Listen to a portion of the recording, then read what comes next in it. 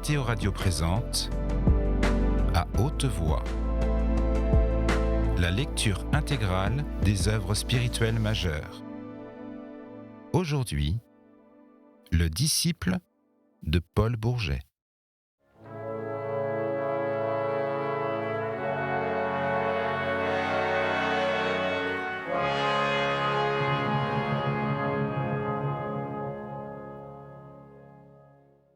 Cet ami que je devais perdre trop jeune et qui s'appelait Émile était aussi un liseur acharné, mais plus heureux que moi. Il ne subissait aucune surveillance. Son père et sa mère, âgés déjà, vivaient sur de petites rentes et passaient les longues heures de leur journée à jouer, devant la fenêtre qui regardait la rue du Billard, d'interminables parties de mariage avec un jeu de cartes acheté dans un café et qui sentait encore l'odeur du tabac. Émile, lui, seul dans sa chambre, pouvait s'abandonner à toutes les fantaisies de ses lectures. Comme nous suivions la même classe, que nous allions au lycée ensemble et que nous en revenions de même, ma mère me permettait volontiers de passer des heures entières chez ce charmant enfant auquel je fis bientôt partager mon goût pour les vers que j'admirais si vivement et mon désir d'en mieux connaître les auteurs. Nous prenions pour nous rendre au collège les rues étroites de la vieille ville et nous passions devant l'étalage d'un vieux libraire auquel nous avions acheté quelques ouvrages classiques d'occasion. Que devînmes-nous en découvrant dans une des cases du bonhomme un Musset, en assez mauvais état, les volumes de poésie qui coûtaient 40 sous les deux.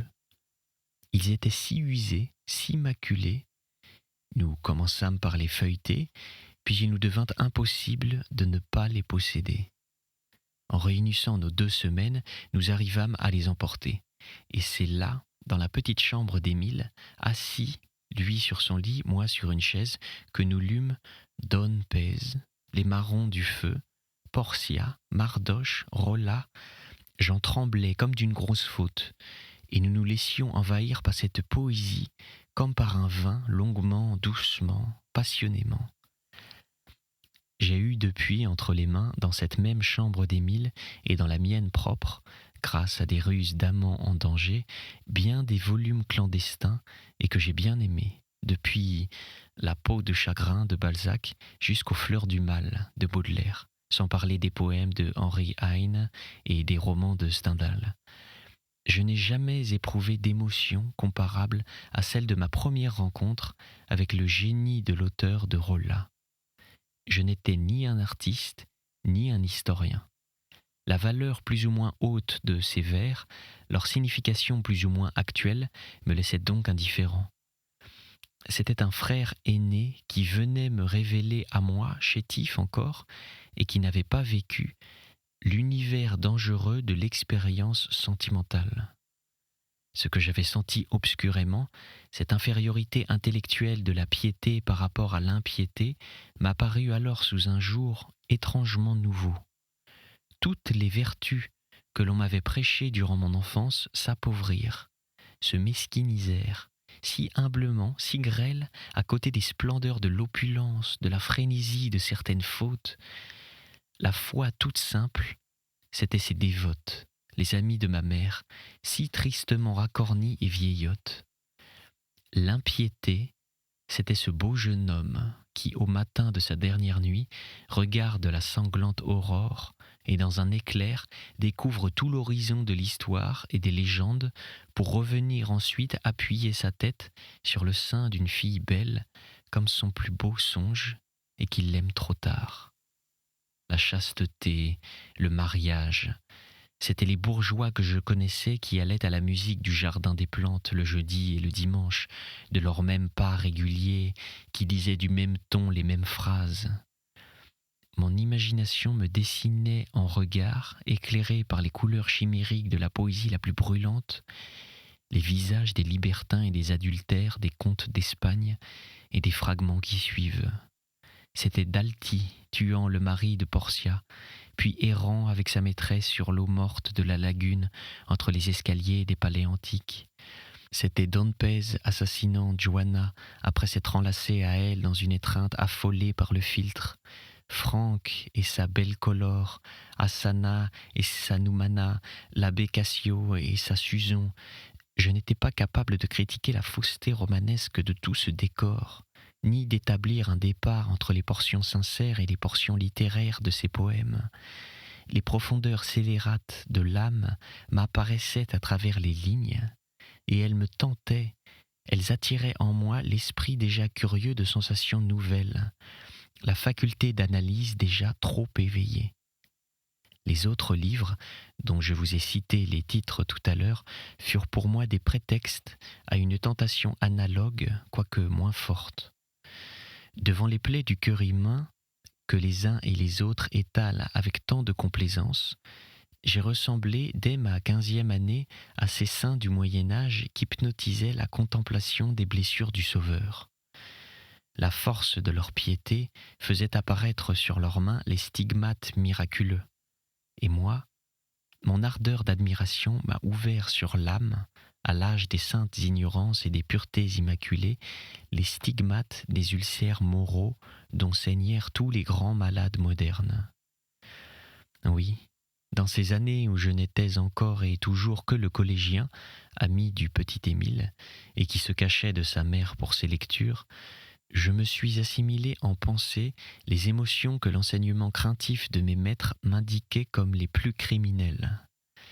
Ma rêverie s'est repue des poisons les plus dangereux de la vie, tandis que je continuais, grâce à ma puissance native de dédoublement, à jouer le personnage d'un enfant très sage, très assidu à ses devoirs, très soumis à sa mère et très pieux. Mais non. Si bizarre que cela doive vous sembler, je ne jouais pas ce personnage. Je l'étais aussi, avec une contradiction spontanée qui peut-être m'a mis sur la voie du travail psychologique auquel j'ai consacré mes premiers efforts. Quand j'ai rencontré dans votre ouvrage sur la volonté ces suggestives indications sur la multiplicité du moi, comment n'y aurais-je pas adhéré aussitôt, après avoir traversé des époques comme celles que je vous décris aujourd'hui et dans lesquelles j'ai été réellement plusieurs êtres. Cette crise de sensibilité imaginative avait donc continué d'attaquer en moi la foi religieuse, en me donnant la tentation du péché subtil et celle aussi du scepticisme douloureux. La crise de sensualité qui en résulta faillit raviver cette foi dans mon cœur déjà très malade.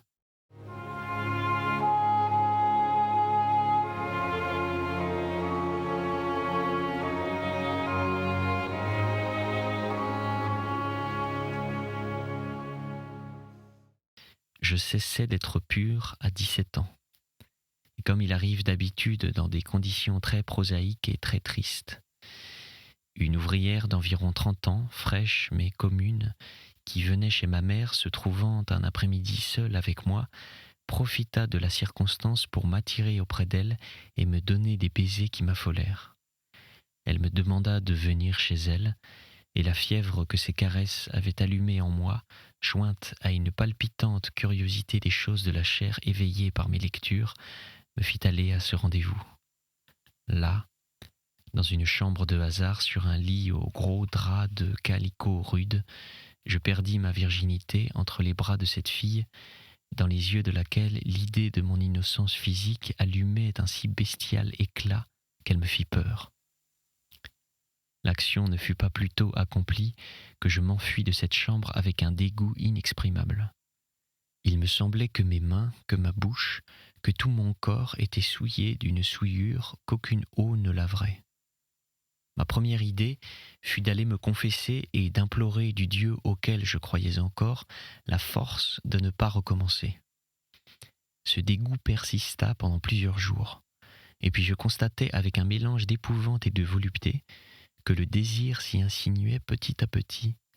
Et c'est alors que je pus observer ce trait de mon caractère que je vous ai signalé en vous parlant de mon père. L'incapacité à me servir de mon esprit pour me diriger et me dominer. Contre la honte d'une nouvelle chute dans les abîmes des sens, j'eus beau dresser et les convictions de ma piété encore intactes et les délicatesses de mon imagination cultivée par tant de lectures, j'eus beau me dire que cela était à la fois infâme et trivial, que je ressemblais ainsi aux camarades les plus méprisés par Émile et par moi, ceux qui passaient leur jeudi au café ou chez les filles. Un soir, vers les 8 heures, je sortis de la maison sous prétexte d'un mal de tête. Oui, c'était un soir d'été.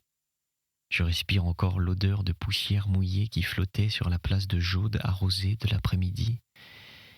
Je m'acheminais vers le faubourg de Saint-Alyre où demeurait Marianne. C'était le nom de la créature. Avec l'angoisse qu'elle ne fût pas chez elle. Je la trouvai dans sa pauvre chambre et cette seconde fois fut la première où je m'abandonnai vraiment au délire animal, quitte à me retirer en proie au même mortel dégoût. Dès lors, à côté des 2 autres personnes qui vivaient déjà en moi, entre l'adolescent encore fervent, régulier, pieux, et l'adolescent romanesquement imaginatif, un 3e individu naquit et grandit, un sensuel, tourmenté des désirs les plus bassement brutaux.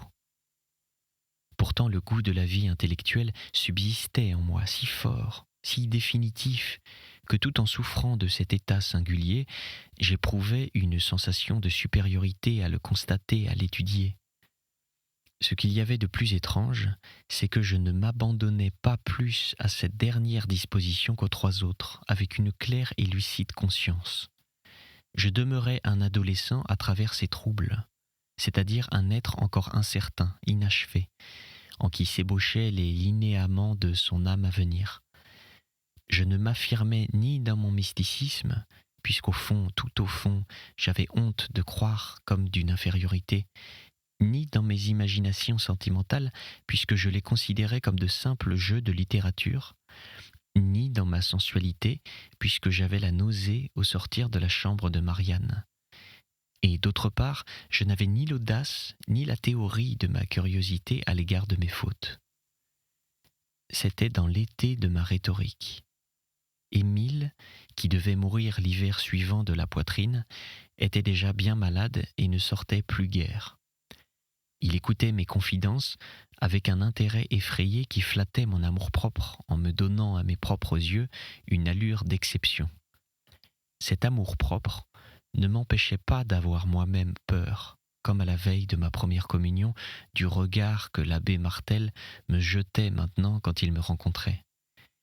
Il avait sans doute parlé à ma mère dans la mesure où le lui permettait le secret du confessionnal, car elle surveillait mes sorties, mais sans pouvoir les empêcher tout à fait, et surtout sans y voir autre chose que les causes possibles de tentation, tant je continuais à m'envelopper d'hypocrisie.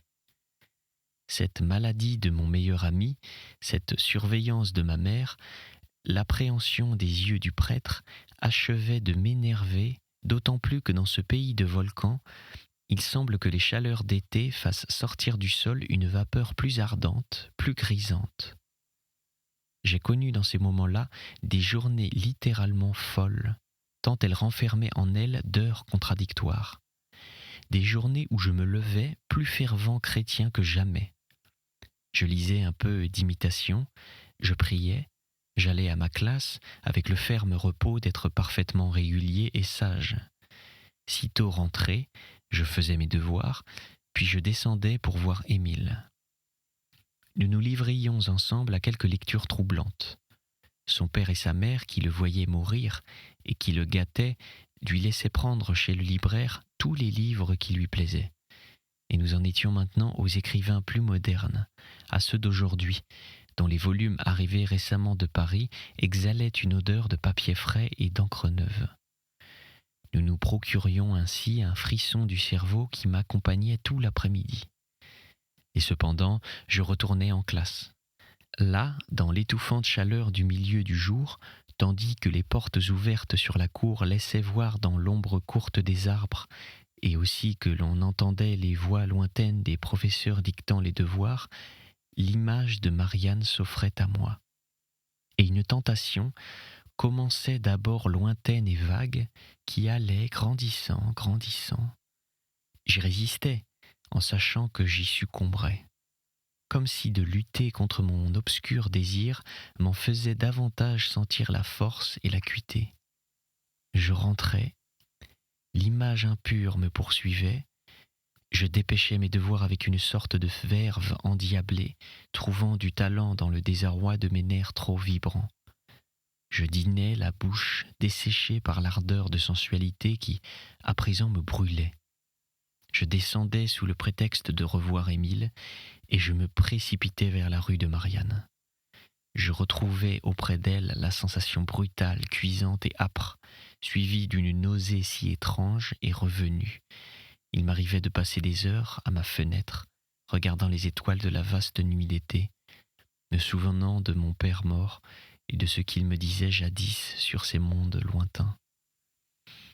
Alors, une extraordinaire impression du mystère de la nature me saisissait, du mystère de toute mon âme, de mon âme à moi, vivante, dans cette nature, et je ne sais ce que j'admirais le plus des profondeurs de ce ciel taciturne, ou des abîmes qu'une journée ainsi employée me révélait dans mon cœur. Telles étaient mes dispositions intérieures, mon cher maître, lorsque j'entrais dans celle de mes classes qui devait être décisive pour mon développement, la philosophie. Dès les premières semaines du cours, mon ravissement commença. Quel cours, cependant, et combien empâté de fatras de la psychologie classique. N'importe, inexacte et incomplète, officielle et conventionnelle, cette psychologie me passionna. La méthode employée, la réflexion personnelle et l'analyse intime, l'objet à étudier, le moi humain considéré dans ses facultés et ses passions, le résultat cherché, un système d'idées générales capable de résumer en de brèves formules un vaste tas de phénomènes.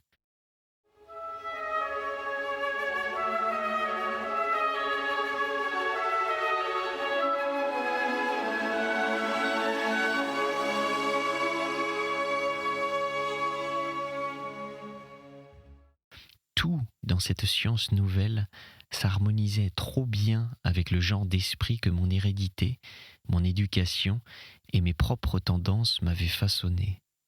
J'en oubliais jusqu'à mes lectures favorites, et je me plongeais dans ces travaux d'un ordre encore inconnu, avec d'autant plus de frénésie que la mort d'Émile, mon unique ami, survenu à cette époque, vint imposer de nouveau à mon intelligence si naturellement méditative ce problème de la destinée que je me sentais déjà presque impuissant à résoudre par ma foi première. Mon ardeur fut si vive que bientôt je ne me contentais plus de suivre mon cours. Je cherchais des ouvrages à côté qui puissent compléter l'enseignement du maître, et c'est ainsi que je tombais un jour sur la psychologie de Dieu. Elle me frappa si profondément que je pris aussitôt la théorie des passions et l'anatomie de la volonté. Ce fut dans le domaine des idées pures le même coup de foudre que jadis avec les œuvres de Musset, dans le domaine des sensations rêvées. Le voile tomba. Les ténèbres du monde extérieur et intérieur s'éclairèrent. J'avais trouvé ma voie. J'étais votre élève. Pour vous expliquer d'une façon très nette comment votre pensée pénétra la mienne, permettez-moi de passer aussitôt au résultat de cette lecture et des méditations qui la suivirent. Vous verrez comment je pus tirer de vos ouvrages une éthique complète, raisonnée, et qui coordonna d'une manière merveilleuse les éléments épars en moi. Je rencontrai d'abord dans le premier de ces trois ouvrages, La psychologie de Dieu, un apaisement définitif à cette angoisse religieuse dans laquelle je continuais de vivre malgré mes doutes. Certes, les objections contre les dogmes ne m'avaient pas manqué depuis que je lisais au hasard tant de livres dont beaucoup manifestaient la plus audacieuse irréligion. Et surtout, je m'étais senti attiré vers le scepticisme, comme je vous l'ai dit, parce que je lui trouvais un double caractère de supériorité intellectuelle et de nouveauté sentimentale. J'avais subi, entre autres influences, celle de l'auteur de la vie de Jésus. La magie exquise de son style, la grâce souveraine de son dilettantisme, la poésie langoureuse de sa pieuse impiété m'avaient remué profondément, mais je n'étais pas pour rien le fils d'un géomètre. et je n'avais pas été satisfait de ce qu'il y a d'incertain, de nuancé jusqu'à l'à peu près dans cet incomparable artiste. C'est la rigueur mathématique de votre livre à vous, mon cher maître, qui s'empara de ma pensée. Vous me démontriez à la fois avec une dialectique irrésistible que toute hypothèse sur la cause première est un non-sens. L'idée même de cette cause première, une absurdité, et que néanmoins ce non-sens et cette absurdité sont aussi nécessaires à notre esprit que l'illusion à nos yeux d'un soleil en train de tourner autour de la Terre, quoique nous sachions que ce soleil est immobile et cette Terre en mouvement. La puissante ingéniosité de ce raisonnement ravit mon intelligence, qui, s'abandonnant docilement à votre conduite, en arriva enfin à une vision du monde lucide et justifiée.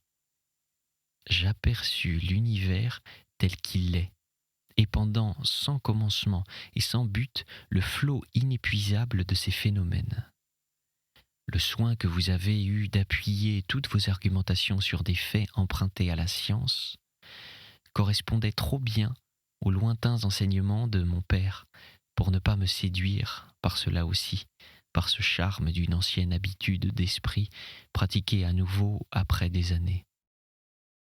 Je lisais et je relisais vos pages, les résumant, les commentant et m'appliquant avec l'ardeur d'un néophyte à m'en assimiler tout le suc.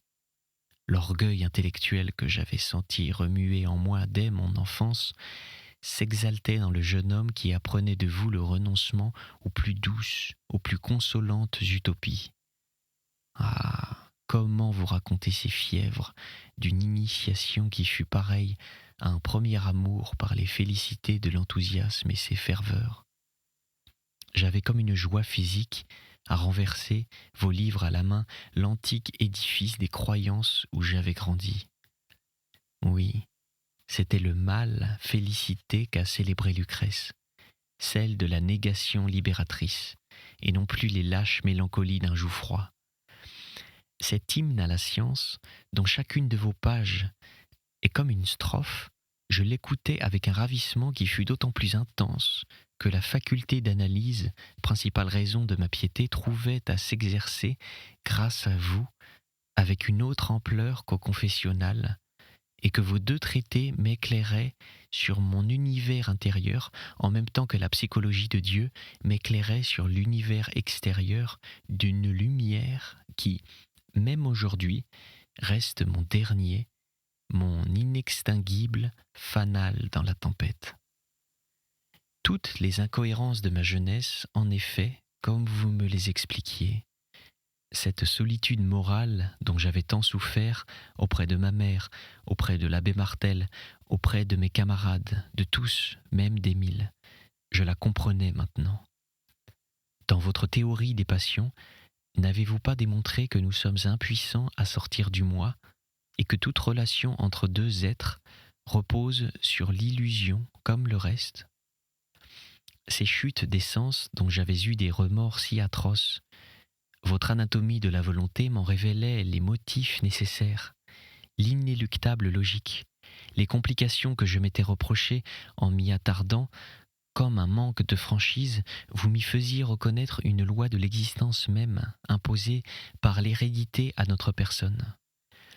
Je me rendais compte aussi, grâce à vous, qu'en recherchant dans les romanciers et les poètes de ce siècle des états de l'âme coupable et morbide, j'avais, sans m'en douter, suivi une vocation innée de psychologue. N'est-ce pas vous qui avez écrit « Toutes les âmes doivent être considérées par le savant comme des expériences instituées par la nature. Parmi ces expériences, les unes sont utiles à la société, et l'on prononce alors le mot de vertu, les autres nuisibles, et l'on prononce le mot de vice ou de crime. Ces dernières sont pourtant les plus significatives, et il manquerait un élément essentiel à la science de l'esprit si Néron, par exemple, ou tel tyran italien du XVe siècle n'avait pas existé. par ces chaudes journées d'été, je me revois partant en promenade, un de ces livres dans la poche, et une fois seul dans la campagne, lisant quelques-unes de ces phrases et m'exaltant à en méditer le sens. J'appliquais au paysage qui m'environnait cette interprétation philosophique de ce qu'il est convenu d'appeler le mal. Sans doute les éruptions qui m'avaient soulevé la chaîne des dômes, au pied desquels j'errais ainsi, avaient dû dévaster de lave brûlante la plaine voisine et détruire des êtres. Pourtant, elles avaient produit cette magnificence d'horizon qui me ravissait quand mes yeux contemplaient la coupe gracieuse du Parillou, le puits de Dôme et toute la ligne de ces nobles montagnes. Le long des chemins verdoyaient des euphorbes en fleurs, dont je brisais les tiges pour voir le poison en dégoûter, blanc comme du lait. Mais ces fleurs vénéneuses nourrissaient la belle chenille tintimale, verte, avec des taches sombres, et un papillon en devait naître, un sphinx aux ailes colorées des plus fines nuances. Parfois, une vipère glissait entre les pierres de ces routes poudreuses que je regardais aller, grise, sur la pouzzolane rouge, avec sa tête plate et la souplesse de son corps tacheté. La dangereuse bête m'apparaissait comme une preuve de l'indifférence de cette nature qui n'a d'autre souci que de multiplier la vie, bienfaisante ou meurtrière, avec la même inépuisable prodigalité. Je sentais alors, avec une force inexprimable, se dégager de ces choses la même leçon que de vos œuvres, à savoir que nous n'avons rien à nous que nous-mêmes, et que le moi seul est réel, que cette nature nous ignore, comme les hommes, qu'à elle comme à eux, nous n'avons rien à demander sinon des prétextes à sentir ou à penser. Mes vieilles croyances en un Dieu Père et Juge me semblaient des songes d'enfants malades, et je me dilatais jusqu'aux extrêmes limites du vaste paysage, jusqu'aux profondeurs de l'immense ciel vide, en songeant que moi, chétif, j'avais assez réfléchi déjà pour comprendre de ce monde ce qu'aucun des paysans que je voyais passer ne comprendrait jamais. Ils venaient de la montagne, conduisaient leurs grands chariots attelés de bœufs paisibles, et ils saluaient les croix dévotement. Avec quel délice je les méprisais dans mon cœur de leur grossière superstition, eux, et l'abbé Martel, et ma mère, quoique je ne me fusse pas décidé à déclarer mon athéisme, prévoyant trop quelle scène cette déclaration provoquerait. Mais ces scènes m'importent guère, et j'arrive maintenant à l'exposer d'un drame qui n'aurait pas de sens si je ne vous avais pas fait entrer d'abord dans l'intime de ma pensée et de sa formation. C'était À haute voix, une émission de KTO Radio. Aujourd'hui, Le disciple de Paul Bourget. Lecture, Pierre Deveau. Captation et réalisation, Alexis Duménil et Thibaut Dagalier. Une émission disponible en podcast sur ktoradio.com et sur l'application KTO Radio.